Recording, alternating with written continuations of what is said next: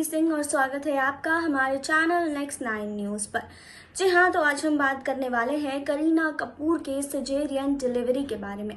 आपको बता दें कि करीना कपूर ने एक प्रेगनेंसी बाइबल लिखी है जो 9 अगस्त को लॉन्च हुई है और इसी प्रेगनेंसी बाइबल ने करीना कपूर ने कई खुलासे भी किए हैं। उन्होंने बताया है कि कैसे तैमूर अचानक उन्हें सिजेरियन डिलीवरी के कारण हुआ और 14 दिनों तक वो उसे स्तनपान नहीं करा पाई। जी हाँ, उसे दूध नहीं पिला पाई, जिसकी वजह से वो काफ़ी दुखी थी। उन्हें समझ नहीं आ रहा था कि उन्हें क्या करना चाहिए, लेकिन जेह के समय में उन्हें ऐसी किसी भी दिक्कतों का सामना नहीं करना पड़ा, जिसका खुलासा इस प्रेगनेंसी बाइबल में उन्होंने किया है।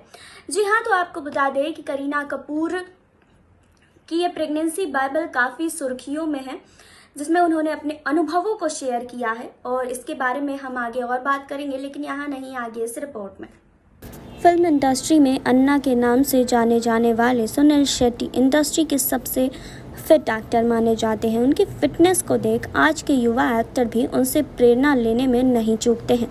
कभी कभी तो सुनील शेट्टी का लुक उनके लिए ही भारी पड़ जाता है, जब लोग उनके लुक को देखकर उन्हें गलत समझ लेते हैं, जैसा कि एक फिल्म कांटे के दौरान देखने को मिला था। पहले आपको ये बता दें कि आज सुनील शेट्टी अपना जन्मदिन मना रहे हैं।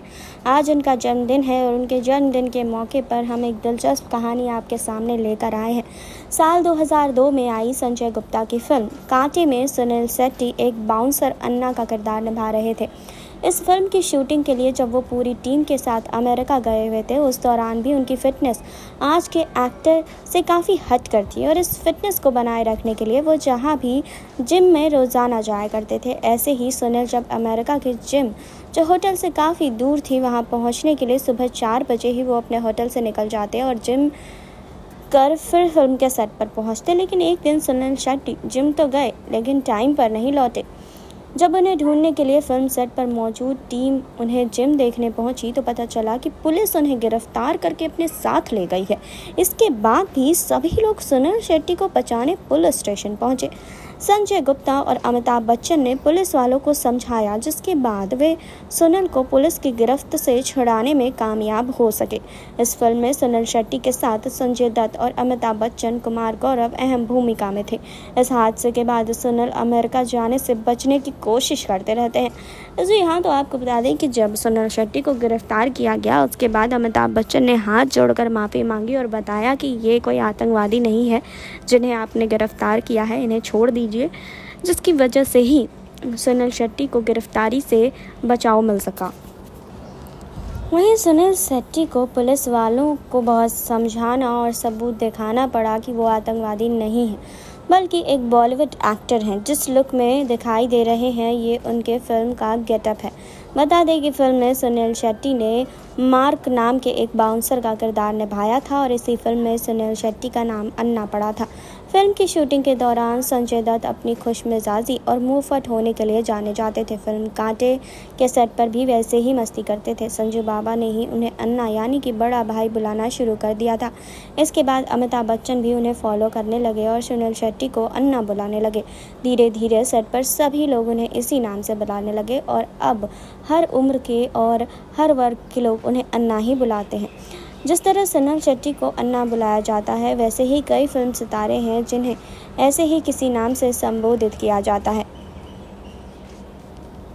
वहीं बॉलीवुड में अन्ना के नाम से मशहूर सुनील शेट्टी आज तो अपना जन्मदिन मना रहे हैं। सुनील शेट्टी का जन्म 11 अगस्त 1961 को कर्नाटक के मैसूर में हुआ था। उन्होंने इंडस्ट्री में एक एक्शन हीरो के तौर पर अपनी पहचान कायम की है। आज सुनील शेट्टी फिल्म इंडस्ट्री का एक बड़ा नाम बन चुके हैं, लेकिन बचपन में वो एक्टर नहीं बल्कि क्रिकेटर बनना चाहते थे। बता दें कि सुनील शेट्टी सिर्फ फिल्म इंडस्ट्री का ही नहीं बल्कि होटल इंडस्ट्री का भी बड़ा नाम है।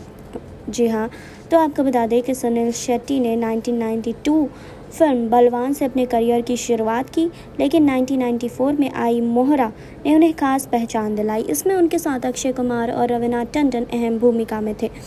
इसके बाद सुनील शेट्टी गोपी किशन के डबल रोल में नजर आए, जो कि बड़ी हिट साबित हुई। फिल्म में ये तेरा घर ये मेरा घर, हेरा फेरी, दे दनादन जैसी फिल्मों के जरिए उन्होंने दर्शकों का दिल जीत लिया। यही नहीं, 2001 में आई धड़कन के लिए सुनील शेट्टी ने बेस्ट विलन का अवार्ड भी जीता। सुनील शेट्टी इन दिनों अपनी बिजनेस पर ध्यान दे रहे हैं और उनकी एक खुद की प्रोडक्शन कंपनी भी है, जिसका नाम पॉपकॉर्न मोशन पिक्चर है। वहीं सुनील शेट्टी फिल्मों में केवल अपने एक्शन के लिए ही नहीं बल्कि कॉमेडी और विलन किरदारों की वजह से भी सुर्खियां बटोर चुके हैं।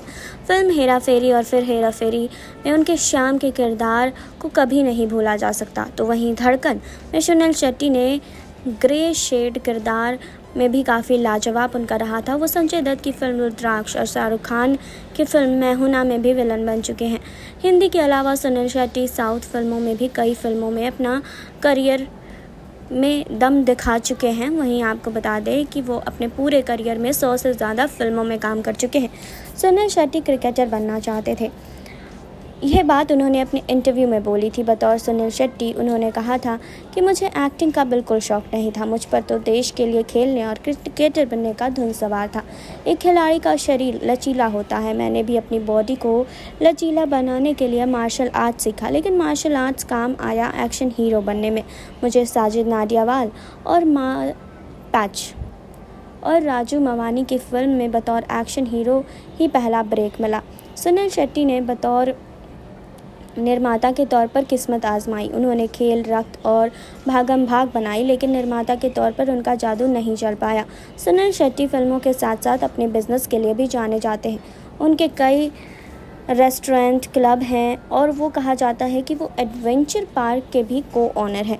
रेस्टोरेंट के साथ साथ उन्होंने लग्जरी फर्नीचर, होम डेकोर जैसी फिल्म में अपना बिजनेस फैला चुके हैं। इसके साथ ही रियल एस्टेट में भी उन्होंने हाथ आजमाया है और रियल एस्टेट में अच्छा काम करते हैं। माना जाता है कि वो फिल्मों के अलावा बिजनेस से भी करोड़ों रुपए कमाते हैं।